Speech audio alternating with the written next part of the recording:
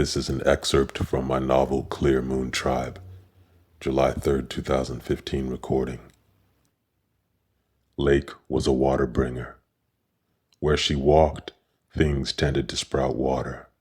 People cried, skies opened, leaves budded with condensation. Drinking glasses misted. Even the desert surrendered its dryness when Lake was around. Its earth grew moist in strange places. Then pools of water appeared, sometimes even small ponds. Because of this, Lake was useful on the Diné reservation. People liked to ask her along on ceremonial walks in the desert, banking on her presence as an insurance policy in case of thirst. Children gathered around her in summertime as though she were a spigot or a hydrant. In the heat ribbons of daytime, they hoped Lake would somehow become a fountain or lead them to one. Usually it was not so dramatic.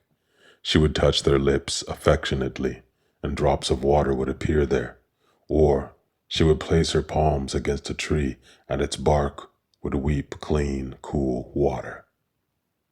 Such characteristics aren't always endearing. Many potential boyfriends stayed away, fearing that if they wronged her, she might drown them in their sleep. These fools she was happy to keep at a distance. Some girls became a little too friendly,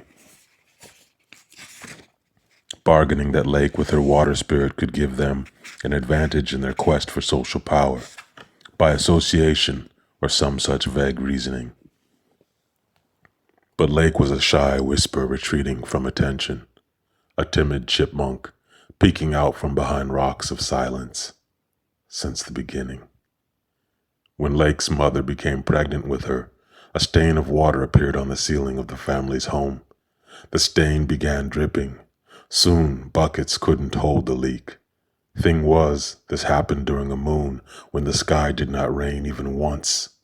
Soon, Lake's family had to move out of their home as it became inundated with water. Water came from the walls, the floorboards, even the cement stairs out front. After 8 weeks of pregnancy, Lake's family home stood in 2 feet of water, which now was beginning to consume the neighboring homes as well. By the time Lake was born, a body of water the size of a football field had taken its residence. The water was so pure that it wasn't long before it was stocked with fish.